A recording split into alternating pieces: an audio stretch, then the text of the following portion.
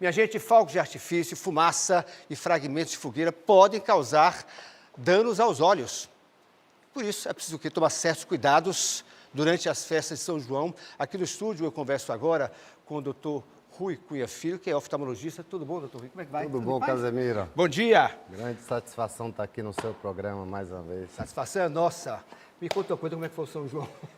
São João foi aqui, a gente fez uma festinha no sábado e ontem eu tenho um neném em casa, então a gente dormiu curtindo com ele o dia. Foi bom também, né? Foi ótimo. Cidade vazia, tranquila. A cidade, qualquer aliás, Salvador, lugar. fica bom, né? A cidade fica boa.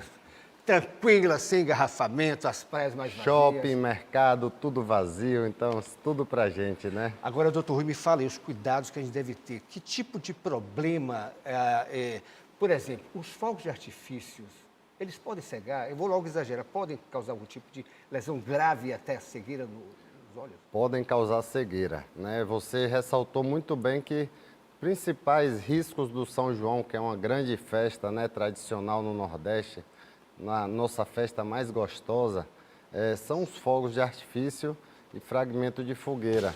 Então, principalmente crianças, elas não têm noção dos riscos dos fogos de artifício. E geralmente é uma criança maior ou é um adulto que fornece esse fogo de artifício e a criança pode se machucar ou machucar gravemente um amigo, ou um primo, um irmão. Então, é muito importante. Eu tive o ano passado uma paciente de 8 anos de idade que o pai forneceu a chuvinha com traque para ela e esse traque saiu pela culatra e foi direto no olho dela. Então, ela teve uma catarata traumática, teve hemorragia na retina. Graças a Deus, a gente operou e restabeleceu. Teve que operar? Foi, teve que fazer cirurgia. Ela restabeleceu quase 100% da visão, mas não restabeleceu 100%. Então, tem pessoas que perdem, né, os dedos, têm queimaduras, ou queimadura grave no olho, precisando até transplante de córnea. Isso no caso de fogos de artifício. E a fogueira? Porque tem a fumaça da fogueira e ela irrita muito os olhos, né? Aí não é um risco tão grande, mas é preciso ter que tomar cuidado também, certos cuidados. Né? É preciso.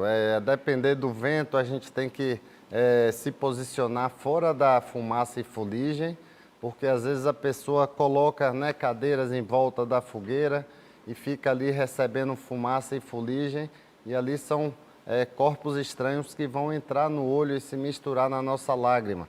E isso no final da noite pode causar uma irritação grande. Então, lavar os olhos abundantemente, usar colírio lubrificante pode amenizar.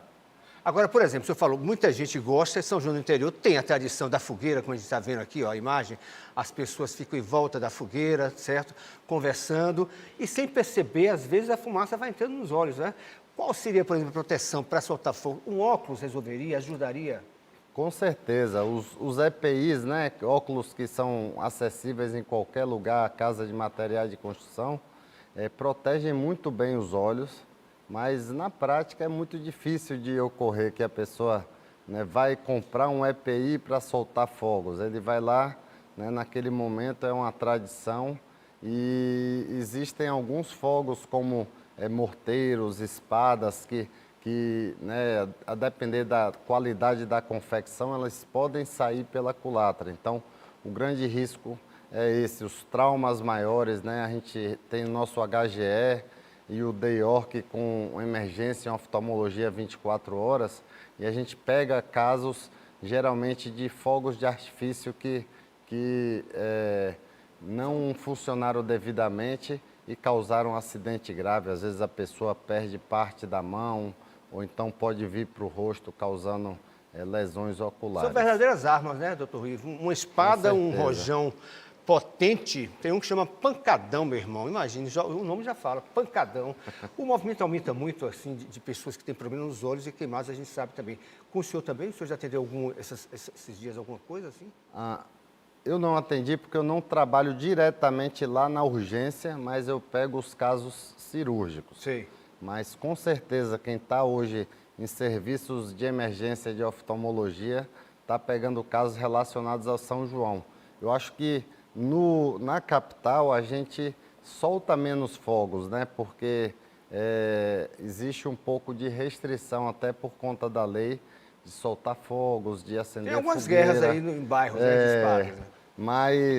Mas no interior é muito frequente ter acidentes nessa época do ano, que acabam vindo também para a capital pela assistência mais facilitada. Essa época do ano, existem casos de conjuntivite também? Tem relação ou nenhuma relação?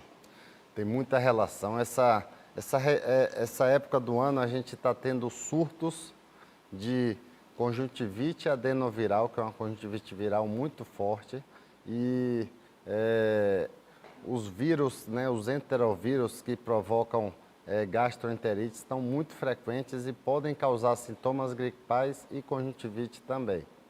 Geralmente eles são autolimitados, mas tem que se ter cuidado com o contágio, porque muitas vezes o norovírus, que é um vírus novo, tem um contágio direto de pessoa para pessoa, sim, mas ele fica muito tempo fora do corpo humano também. Então ele não se degrada rapidamente. Então a pessoa pega em qualquer local uma mesa, uma maçaneta, e aquilo ali pode estar contaminado e a pessoa pegar esse vírus que causa uma gastroenterite horrível. Agora, doutor Rui, o senhor falou agora há pouco da proteção, né? São João, fogos de artifício, crianças, ele falou até que uma garota de 8 anos, não é isso? Teve um problema sério, teve que fazer cirurgia. A mãe e o pai estão lá com a garota, com a menina, cai alguma coisa no olho. Como é que se cuida nesse momento? O primeiro socorro deve ser feito de que maneira? E a partir de que momento a gente percebe a necessidade de se levar até um centro médico, por exemplo? Porque é comum a fumaça no olho, ficar vermelho, inchar o olho, ou cai algum resíduo de fogueira ou até do próprio fogo de artifício. Qual é o cuidado que a gente deve ter no primeiro momento, principalmente com a gente e com as crianças também, né? No primeiro momento, Casemiro, seria lavar abundantemente o olho, seja com água limpa, né, filtrada, ou de preferência água mineral, ou soro fisiológico. E qualquer situação que, né, se notar um sangramento no olho, uma dor muito intensa, deve-se procurar um oftalmologista, porque é difícil, o pai ali não vai saber localização ou gravidade da lesão para poder tratar adequadamente. Às vezes a gente acha que não é tão grave, mas pode ser potencialmente grave. O senhor falou de colírio também, e tem pessoas que vão para, digamos assim, remédios caseiros. Tem gente que fala que botar limão, pingar limão, às vezes é bom para limpar os olhos. Isso é recomendável?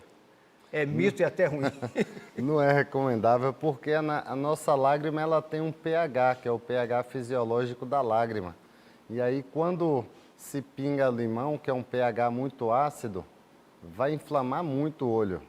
Então, né, tem vários mitos antigos, né, leite de cabra e outras Nada coisas. disso, Né, eu acho que não existe recomendação, eu acho que a pessoa tem que tentar o acesso a um oftalmologista para conseguir ser medicada adequadamente. A automedicação que ocorre, né, muito frequente no Brasil, porque outros países, principalmente países desenvolvidos, é muito mais difícil ter acesso a medicamentos, mas a automedicação ela prejudica muito os tratamentos de doenças. Esse acesso ao oftalmologista, de maneira geral, deve ser feito de quanto em quanto tempo? Por exemplo, eu uso óculos, tá?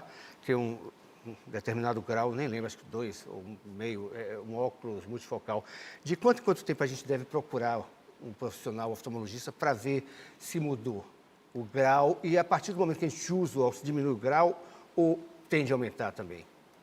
É muito interessante essa pergunta e assim, quando se vai no oftalmologista, o oftalmologista ele não olha só o grau. Tá? A gente não tem regulamentado no Brasil a optometria, mas o optometrista olha só o grau.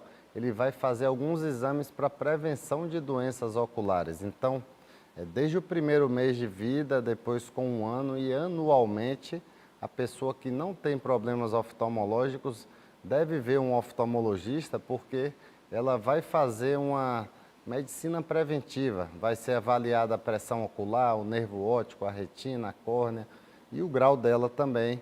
E aí, qualquer alteração ou doença ocular, a gente pode detectar em fases iniciais que o tratamento é muito mais eficiente. O que o senhor falou de pressão ocular, muita gente fica em dúvida. A pressão ocular tem alguma coisa a ver com a chamada pressão arterial? Tem alguma relação? Não. O que é pressão ocular e de que maneira ela aparece? É o olho vermelho? Qual é o sintoma que a pessoa tem para saber se tem ou não a pressão ocular alterada, digamos assim? A pressão ocular ela não tem nada a ver com a pressão arterial. Pressão arterial é a pressão em que o sangue circula no corpo e a pressão ocular a gente mede a pressão do olho, porque o olho ele fica, né, cheio de um líquido, que é o humor aquoso, que ele é produzido e drenado, e aí de acordo com o equilíbrio de produção e drenagem, existe a pressão ocular adequada. Então a pressão aumentada tem uma relação com a doença chamada glaucoma, e geralmente é silenciosa, não dá olho vermelho, não causa dor e ocorre em pessoas geralmente a partir dos 35, 40 anos, muito frequente na população negra, por isso que Salvador é uma das cidades onde tem maior frequência de glaucoma e só o oftalmologista pode detectar através da medida da pressão, da avaliação do nervo óptico que é afetado pelo glaucoma e, se necessário, feito um check-up de glaucoma, que são vários exames relacionados para diagnosticar a doença e indicar o melhor tratamento. Então, é uma doença, segunda maior causa de cegueira irreversível no mundo, né? E silenciosa. Então, nós pegamos muito pacientes já em estágio avançado, porque eles não sabiam. Então, fiquem atentos se tiver algum familiar que tem glaucoma, é importante fazer a triagem mais cuidadosa com o oftalmologista. Obrigado pela entrevista, doutor Rui. Obrigado, Casemiro. Para você também, meu irmão. Prazer estar aqui, viu, na Aratu. Obrigado. Volte sempre, porque é bom que a consulta é de graça. Muita gente tirando as dúvidas aqui com a gente. Obrigado, bom feriado, tá bom? Obrigado.